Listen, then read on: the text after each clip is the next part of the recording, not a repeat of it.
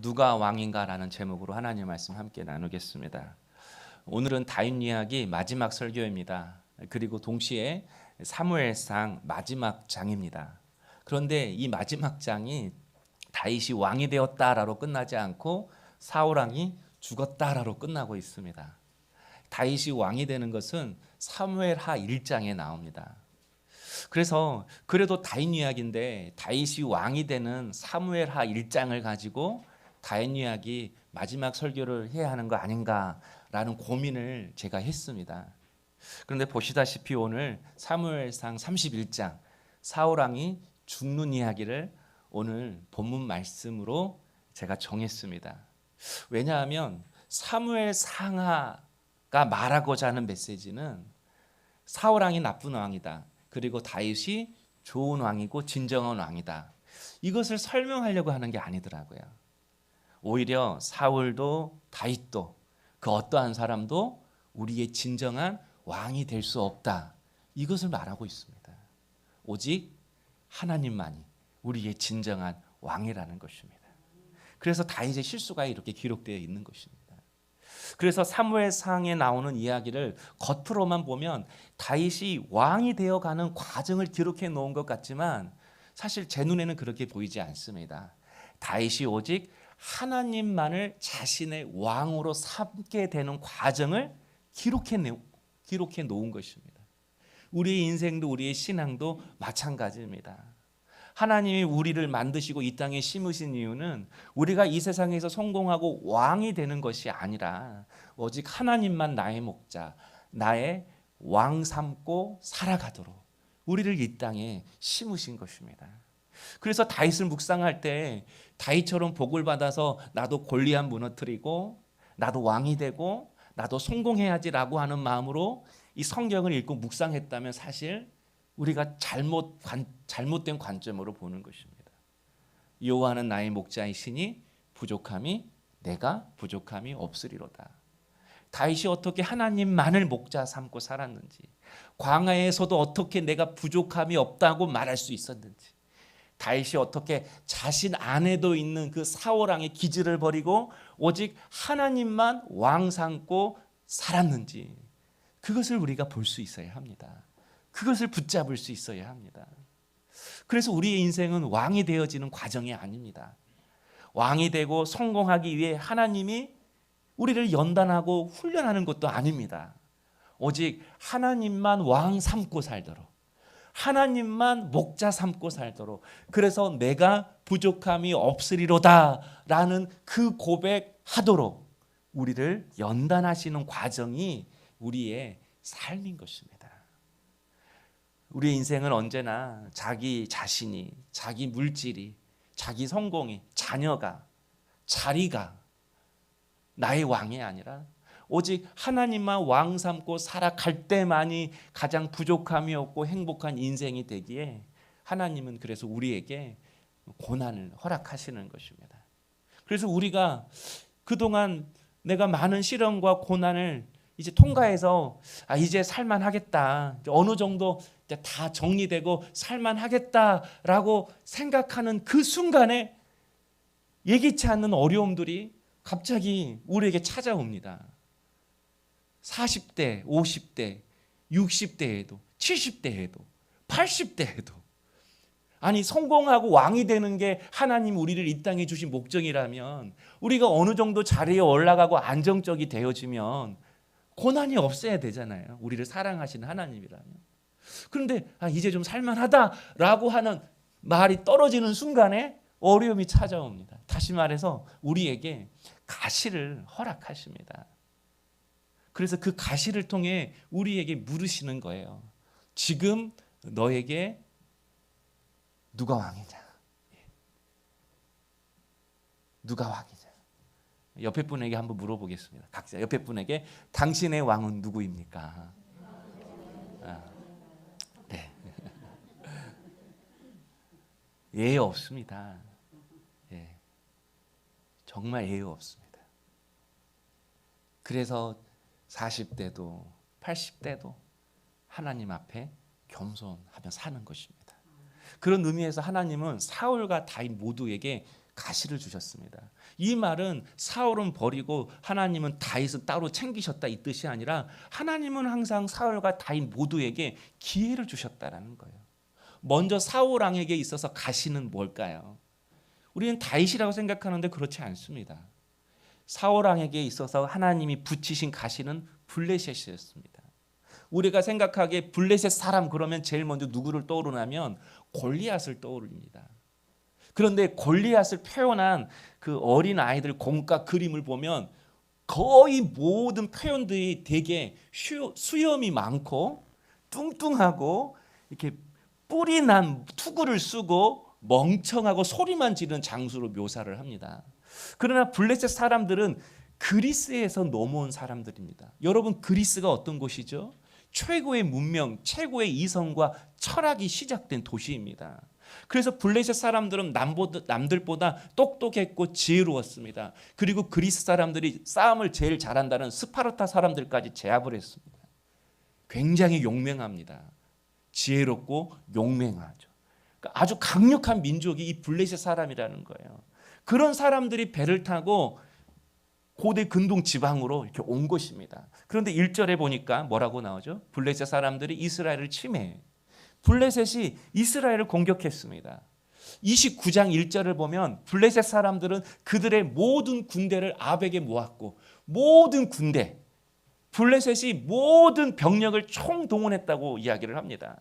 그러니까 지금까지 치루었던 전쟁과는 스케일이 다른 전쟁이라는 거예요. 국가와 국가가 운명을 거는 대전쟁이라는 것입니다. 한마디로 블레셋이 이번에 내가 완전히 이스라엘 끝장내겠다, 사울왕과 그의 자녀들 다 죽이겠다라고 하는 그 마음으로 공격을 해온 것입니다. 그러니까 사울과 이스라엘에게 위기가 찾아온 것입니다. 인생의 가시로 지금 찔릴 지경에 온 것입니다. 그런데 여러분, 성경을 보면 블레셋이 이렇게 강한 민족이었어도요, 사울이 왕이 되었을 때 한 번도 블레셋에게 져본 적이 없습니다. 사무엘상 13장을 보면 20년 전에도 블레셋과 이스라엘의 전쟁이 벌어졌습니다. 그때 블레셋 사람들이 군사의 수는 모리아와 같았고 철병거가 있었고 마병이 있었다고 이야기를 합니다. 상대가 안 되죠. 그런 병력과 무기를 가지고 이스라엘 쳐들어왔는데 요나단이 앞장을 서서 그 블레셋을 제압했습니다. 또 17장에도 보면 블레셋 군대가 골리앗을 데리고 이스라엘을 또 한 번 쳐들어왔습니다. 그때는 어떻게 했죠? 다윗이 골리앗과 그 블레셋 군대를 무너뜨렸습니다. 그리고 그 후에 다윗이 이스라엘의 천부장이 되었습니다. 군대 장교가 되었습니다. 다윗이 지휘관 대인도로는 크고 작은 블레셋의 전쟁에서 한 번도 져본 적이 없습니다. 모든 면에서는 블레셋이 강해요. 하나 빠짐없이 다 강해요. 그런데 전쟁은 이스라엘이 항상 이겼어요. 이유가 무엇이죠? 하나님이죠. 하나님. 세상은 항상 강합니다. 우리는 항상 연약합니다. 그런데 우리는 항상 이길 수 있어요. 누구 때문에? 하나님 때문에. 나 이름 가지고 내 능력 가지고 세상과 부딪히면 못 이깁니다. 그런데 하나님 의지하면 항상 강해도, 우리는 대신에 항상 약해도 이길 수 있습니다. 약했지만 요나단이 더욱 겸손히 하나님 의지하니까, 다윗도 약했지만 하나님께 간절히 기도하며 나가니까, 지혜 구하며 나가니까 승리했습니다.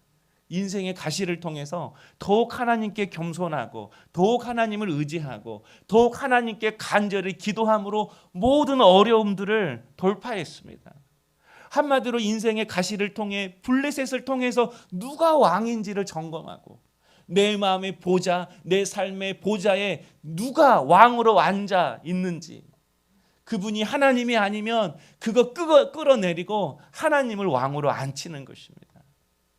그러면 여러분, 사울도 지금 더 겸손해지면 되는 거 아니겠습니까? 더 간절히 하나님을 의지하고 기도하면 되는 거 아니겠습니까? 그런데 사울은 그렇지 않았습니다. 어디 이길 방법이 없는가 무당 찾아갔습니다. 블레셋이라는 가시를 가시가 찔러도 여전히 기도하지 않고 자기의 자녀들, 자신이 돈으로 산 용병들 믿고 전쟁했습니다. 그런데 그 결과 어떻게 되었죠? 1절에 보니까요, 도망갔다고 말합니다. 2절에는 사울의 아들들이 모두 죽었대요. 3절에 보니까 패전하매라고 이야기를 합니다. 그리고 화살을 맞아서 사울이 치명상을 입었다고 이야기를 합니다. 여러분 3절에 패전하매라고 이렇게 나오죠. 사울이 패전하매. 패전했다라는 게 무슨 뜻이죠? 이미 늦었다라는 뜻이잖아요. 뭘 해도 안 되는 때라는 거예요. 아무리 시도해도 안 되는 순간이 패전했다. 그 의미잖아요. 그러나 여러분, 하나님에게 있어서 늦은 때란 없습니다. 어느 때든 기도하면 됩니다. 가장 늦었다고 할 그때에도 하나님 의지하면 됩니다. 기도가 마지막 방법이고 마지막 수단이어도 괜찮습니다. 여러분 다윗도 그랬잖아요. 아말렉이 쳐들어와서 처자식 다 끌고 갔습니다. 이미 며칠 전에 아말렉이 쳐들어와가지고 처자식이고 재물이고 다 가져간 거예요. 며칠이 벌써 다 지났습니다. 어디로 간지 모릅니다. 죽었는지 살았는지도 모릅니다. 그런데 늦었다고 하는 그 순간에도 하나님 의지하고 기도하니까 갈 길 알려주잖아요. 갈 힘 주잖아요. 그리고 결국 찾게 하잖아요. 무엇을 통해서? 가시를 통해서. 그래서 가시는 우리에게도 기도할 기회를 주시는 것입니다. 돌이킬 기회를 주는 것이 바로 가시인 것입니다. 그렇다면 가시가 지금 나를 찌르고 있는데도 왜 하나님을 의지하지 않는 것입니까? 마귀가 화살을 쏘아서 내가 치명상을 입었는데도 기도가 안 되고 마음이 근심이 되고 걱정이 되고 답답하고 이게 영적인 치명상이잖아요. 아니 치명상을 입었는데도 왜 우리는 하나님께 기도하지 않는 것입니까? 여러분 사울왕을 보십시오. 4절에 보니까요. 내 칼을 빼어 그곳으로 나를 찌르라. 할례 받지 않는 자들이 와서 나를 찌르고 모욕할까 두려워하노라.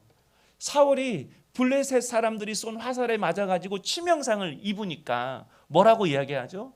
자신을 지키는 호위병에게 나 대신 나를 칼로 죽여달라고 이야기를 합니다. 이유가 뭐죠? 사울왕이 블레셋 사람들에게 잡혀서 죽었다. 이방인들에게 잡혀서 죽었다. 이 소리 듣기 싫은 것입니다.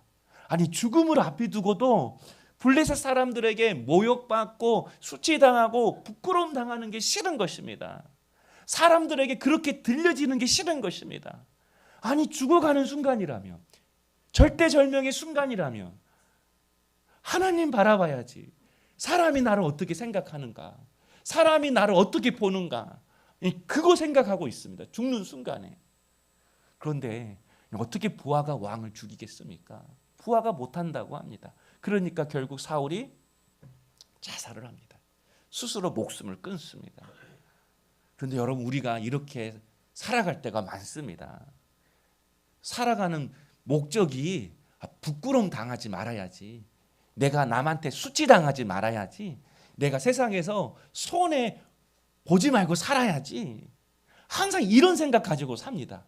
오늘 또 부끄러움 안 당하고 수치 안 당하고 무시 안 당하고 손해 안 봐야지, 내년에도 누구한테도 손해 안 보고 수치 안 당해야지, 이런 생각 가지고 사는 거예요. 내가 병든 거, 내가 가난한 거, 내 자녀가 아직 자리를 못 잡는 거, 이런 모든 삶의 어려움들을 다 수치로 여기는 거예요. 부끄러움으로 여기는 거예요. 그러나 여러분 진짜 수치는 건강한 몸으로 죄짓고 살아도 깨닫지 못하는 것입니다. 돈 많고 지위 높다고 위세 떨고 교만 떨고 살아가는데도 깨닫지 못하고 살아가는 거, 여러분 그게 수치고 그게 부끄러움인 것입니다. 그러므로 여러분, 내가 어떻게 하면 부끄러움 안 당할까, 내가 어떻게 하면 수치를 안 당할까, 내가 어떻게 하면 손해 안 보고 살지? 라고 하는 생각으로 항상 자신의 노력, 자기 방법으로 우리의 삶의 문제를 해결하고 살아가면 하나님이 우리 인생 가운데 간섭할 기회를 주시지 않는 것입니다. 왜냐하면 하나님은 언제나 인생의 가시를 통해서, 때로는 우리의 삶 가운데 찾아온 부끄러움과 수치를 통해서 우리를 간섭하시고 우리를 만지시고 우리의 인생길을 열어가시기 때문에 그렇습니다. 여러분, 예수님이 그랬잖아요. 예수님이 로마 총독 빼앗고 그 왕궁에 올라가가지고 그 자리에 앉아서 구원을 베풀었습니까? 아니잖아요. 그 주님께서 벌거벗겨서 십자가에 매달렸습니다. 얼마나 수치스러워요. 얼마나 조롱받았어요. 얼마나 부끄러웠어요. 여러분, 제가 여기서 팬티만 입고 설교한다면 죽어도 못할 겁니다. 목사를 때려치면 때려쳤지. 그런데 그 조롱과 그 수치를 통해서 주님은 우리에게 생명을 주셨습니다. 영생을 주셨습니다. 소망을 주셨습니다.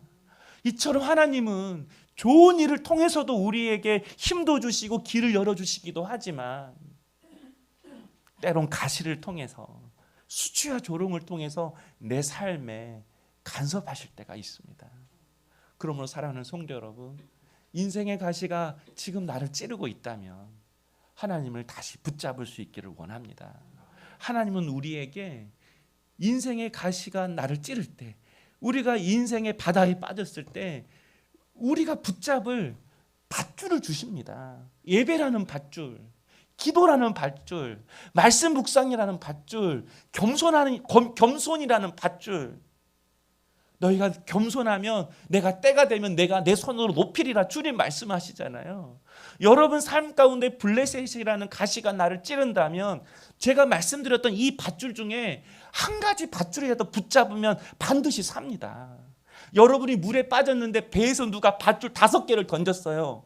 여러분, 밧줄 5개 다 붙잡아야만 사는 것입니까? 아니잖아요. 5개 중에 한 가지만 간절히 붙잡아도 여러분 구원받고 다시 살아날 수 있습니다. 한 가지만 붙잡아도 된다니까요. 하나님께로 가는 그 통로 하나만 붙잡아도 산다니까요. 위기 상황이면 겸손만 해도 하나님 앞에 삽니다. 내가 개판으로 살아도 그 순간 기도하면 반드시 살려내십니다. 어떠한 순간이라도 예배라는 밧줄 붙잡고 겸손히 주님 앞에 머리 숙이면 하나님 살리십니다. 앞이 보이지 않고 캄캄해도 말씀 묵상이라는 그 밧줄 한 가지만 해도 붙잡아도 인생길 열립니다. 하나님께서 다 붙잡으러 한 것도 아닌데 한 가지만 붙잡아도 너희들 살 수 있다라고 말하는데 우리가 하나도 붙잡으려고 하지 않습니다. 가시가 찌르는데도 예배 안 드려, 말씀 안 읽어, 겸손도 안 해, 기도의 자리도 없어. 하나님께서 여러분 삶 가운데 간섭하시고 역사할 틈을 주지 않는 거예요. 성도 여러분, 사울왕 곁에는요 그 유명한 사무엘 선지자가 있었습니다. 구약 성경에서 탑 중에 탑. 사울왕 밑에는요 가장 믿음 좋은 아들 요나단이 있었습니다. 사울왕에게 하나님이 가장 지혜롭고 용맹스러운 다윗도 붙여주셨습니다. 그런데 사울은 끝까지 그들의 말 듣지 않았습니다. 하나님 말 듣지 않았습니다. 왜요? 사울왕의 목적이 부끄러움 안 당하고 살아야지, 창피해 안 당하고 살아야지, 무시 안 당하고 살아야지, 손해 안 보고 살아야지. 세상에 사는 목적이 그거니까 안 들리는 것입니다. 그러니까 사울왕 자신만 죽은 것이 아니라 사울왕 자녀까지 죽었습니다. 옆에까지 죽었습니다. 여러분, 한 사람이 밧줄 하나 붙잡으면 그 가족이 다 삽니다. 기도할 사람이 기도 안 하면 다 죽습니다. 하나님 의지할 사람이 의지하지 않으면 다 죽습니다. 그러나 그 한 사람 붙잡으면 다 삽니다. 우리 아버님들 부탁드립니다. 우리 하나님 밧줄 붙잡으십시다. 여러분에게 우리 권사님들처럼 4-5가지 다 하라고 한 거 아니잖아요. 세상에서 여러분 겸손만 해도 됩니다. 그것이 아니라면 예배만 붙잡아도 됩니다. 그것이 아니라면 기도라도 붙잡으면 됩니다. 우리 믿음의 가장들, 그 은혜의 그늘 안에서 아내와 자녀들이 평안을 얻는 그런 귀한 겨자나무와 같은 우리 아버님들 밑사람 성도 될 수 있기를 주의 이름으로 축복합니다. 여러분, 다윗은요 사울왕처럼 똑같은 가시가 그에게 있었습니다. 8년 동안 사울이 죽이려고 다윗을 쫓아다녔잖아요. 보통 가시 아니잖아요. 대가시. 이 조그만 가시가 아니라. 그래서 다윗이 너무 힘들어서 블레셋 땅으로 갔습니다. 가시 피하니까 이제는 누가 왔죠? 저번 주 사무엘상 30장 1절에 보니까 똑같아요. 그들이 시글락을 쳐서, 오늘 본문 1절에는 블레셋이 이스라엘을 쳐서 똑같이 가시가 왔어요. 블레셋이라는 가시가 사울왕을 찔렸던 것처럼 아말렉이라는 가시가 사울왕 피하니까 또 다윗을 찔렀습니다. 그런데 다윗은 그의 하나님 여호와로 힘을 얻고 용기를 얻었다라고 말씀합니다. 인생의 가시를 통해 하나님을 찾았습니다. 가시를 통해서 하나님을 다시 왕 삼고 그분께 기도하고 그분의 인도하심을 따라 살기로 했습니다. 여러분, 가시를 통해서 믿음이 회복이 되니까 그때부터는 가시가 아닌 것입니다. 여러분, 건강할 때는 가시 씹어도 그냥 이렇게 넘어가요. 근데 약하고 면역력이 없으면 작은 가시에도 목이 걸리잖아요. 그러니까 여러분, 믿음이 약해지면 가시가 크게 보이는 거예요. 주님은 안 보이는 거예요. 반대로 믿음이 강해지면 가시는 약하고 가시는 안 보이고 주님만 크게 보이는 것입니다. 그래서 가시가 다윗에게는 하나님의 놀라운 축복이었습니다. 다윗을 왕으로 만드는 축복이 아니라 하나님을 다시 자신의 왕 삼고 살아가게 만드는 축복이었습니다. 사랑하는 성도 여러분, 여러분에게 저마다 다 가시가 있을 것입니다. 여러분, 저 사람은 어려움 없겠지? 아이고, 생각할 수도 없는 어려움이 있습니다. 아무리 기도해도 해결되지 않는 가슴 아픈 사연들이 우리에게 다 있을 것입니다. 그러나 여러분, 그 가시가 우리로 하여금 기도할 수밖에 없게 만듭니다. 그 가시가 우리를 하나님만 의지할 수 없도록 만듭니다. 그래서 우리를 자기 중심에서 하나님 중심으로, 자기 뜻에서 하나님의 뜻으로, 자기 방법에서 하나님의 방법으로 우리의 삶의 중심을 옮기게 합니다. 그리고 그 가시를 통해서 내 삶의 기쁨의 이유가 달라지는 거예요. 돈이 쌓여지는 것이 기쁨이 아니라 하나님 그분만이 나의 기쁨의 대상이 되는 것입니다. 내 배우자가, 우리의 자녀가 조금씩 하나님께로 한 걸음 더 가까이 나가는 것, 아니 그것만 봐도 모든 게 기쁨이 되고 감사가 되는 것입니다. 그래서 가시는 하나님께 다시 돌아가는 통로이고 하나님께 다시 기도하고 주님만 의지하는 하나님의 은혜로운 신호인 것입니다. 그러므로 나를 찌르는 가시가 있다면 오히려 자신을 돌아보고 교만을 떨치고 더욱 주님만을 바라보고 의지하는 우리 물된 동산 성도님 될 수 있기를 주의 이름으로 축복합니다. 우리는 가시만 없으면 하나님을 잘 믿을 수 있다고 말합니다. 가시만 없으면 하나님 이 문제만 해결되면 내가 주의 일을 더 잘할 수 있고 열심히 할게요 라고 이야기를 합니다. 그리고 어떤 일을 할 때는 그에 걸맞는 힘과 능력과 재정이 있어야 한다고 우리는 생각합니다. 그러나 여러분, 하나님의 능력은요, 가시를 없애는 능력이 아닙니다. 가시 그대로 두고도 하나님만을 의지하게 하는 능력인 것입니다. 가시가 꽂힌 그대로 하나님의 주신 사명을 감당하게 하는 능력인 것입니다. 그러므로 여러분, 가시 없애는 게 우리의 인생의 목적이 아닙니다. 이 가시 때문에 부끄러움, 수치 안 당해야지, 그게 우리의 목적이 아닌 것입니다. 그걸 통해 더 하나님께 가까이 나아가는 것입니다. 가시 꽂힌 그대로 하나님을 더욱 의지하고 하나님만 목자 삼고 그분이 주신 사명 감당하며 살아가는 것이 우리의 인생이고 우리의 사명인 것입니다. 세계의 나무 이야기라는 그 동화가 있습니다. 꽤 유명한 동화인데 산마루에 세 개의 나무가 있었습니다. 제가 한번 말씀드린 것 같은데, 근데 이 세 나무에게는 다 저마다 큰 꿈이 있었어요. 첫 번째 나무의 꿈은 이 세상에서 가장 아름다운 보석을 담을 수 있는 금으로 입혀진 보석함이 되기를 원했습니다. 두 번째 나무의 꿈은 왕을 태우고 바다를 향해 하는 군함이 되는 게 꿈이었습니다. 세 번째 나무는 자기가 있는 그 산에서 가장 높고 가장 아름답게 우뚝 솟아서 사람들에게 자신의 아름다움을 자랑하고 살아가는 것, 그것이 세 번째 나무의 꿈이었습니다. 그런데 어느 날 나무꾼들이 산에 올라왔습니다. 그리고 나무 베기를 시작했습니다. 먼저 첫 번째 나무를 나무꾼들이 베었습니다. 첫 번째 나무는 그때 이제 금으로 입혀진 보석함이 되겠구나 라고 생각을 했습니다. 그런데 외양간에 더러운 여물통이 되었습니다. 또 나무꾼들이 두 번째 나무를 베었습니다. 두 번째 나무는 이제 드디어 왕을 태우는 군함이 되겠구나라고 기대하고 꿈에 부풀었습니다. 그런데 고작 작은 호숫가에 작은 어선이 되었습니다. 마지막 세 번째 나무를 나무꾼이 벨 때 이 세 번째 나무는 비명을 지르기 시작했어요. 왜죠? 세 번째 나무의 꿈은 그 산에서 가장 높고 아름다운 나무로 오래 남고 싶었던 거예요. 그런데 싹둑 잘라버린 거예요.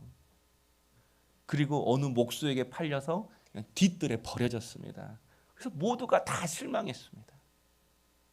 그런데 그 더러운 여물통에 아기 예수가 누이셨습니다.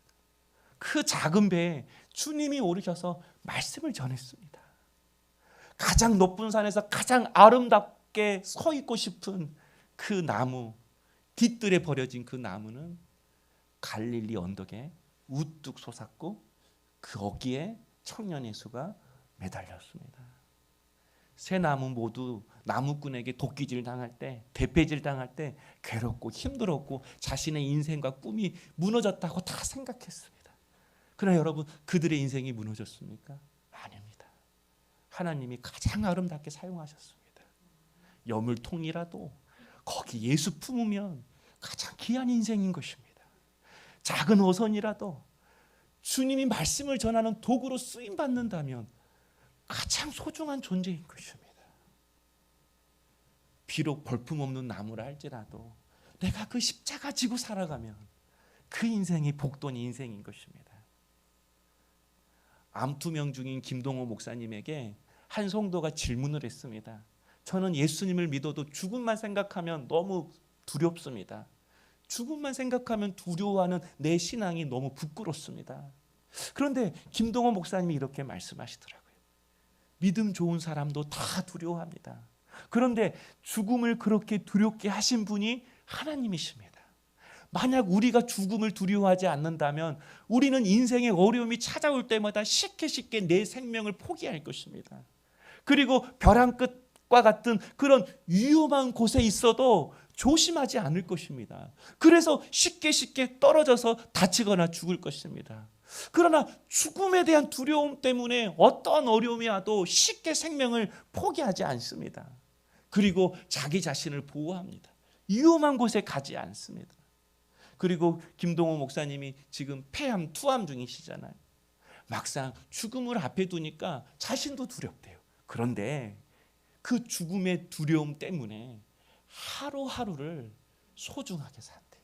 하루하루가 예전에 건강하게 살았을 때 그 하루하고 전혀 다른 하루래요. 그러면 여러분, 죽음을 두려워하는 것은 하나님이 우리에게 주시는 생명의 안전장치이고 우리의 인생을 잘 살고 포기하지 말라고 하시는 하나님의 지혜라는 것입니다. 여러분, 가시가 그렇습니다. 가시가 주는 두려움이, 가시가 찌르는 아픔이 우리를 살리는 것입니다. 우리를 겸손케 하시는 것입니다. 하나님을 더욱 의지하게 하고 기도하게 하는 것입니다. 그 인생의 가시를 통해 하나님 우리를 빚어 가시는 것입니다. 그래서 때론 나무꾼이 나무 베듯이 도끼질하듯이 하나님 우리를 그렇게 때론 도끼질하고 대패질할 때가 있습니다. 인생의 가시를 허락하실 때가 있습니다. 그 가시가 자녀일 수도 있고 배우자일 수도 있고 재정 문제일 수도 있고 건강일 수 있습니다. 그러나 확실한 건 하나님은 그 가시를 통해 여러분을 아름답게 빚어갈 것입니다. 여물통이어도 작은 어선이라 할지라도 하나님은 여전히 여러분과 함께 하실 것이고 여러분을 통해 당신의 놀라운 역사와 놀라운 일들을 이루어 가실 것입니다. 그리고 하나님의 뜻대로 여러분을 살게 할 것입니다. 성도 여러분, 우리의 인생의 목적은 왕이 되는 것이 아닙니다. 우리의 인생의 목적은 오직 하나님만이 내 삶의 진정한 왕임을 깨닫고 그분만을 내 삶의 왕 삼고 살아가는 것입니다. 올 한 해 우리가 그렇게 살지 못했다면 2023년 아무리 큰 파도가 찾아와도 주님이 더 크십니다. 여러분, 그 주님 바라보십시다.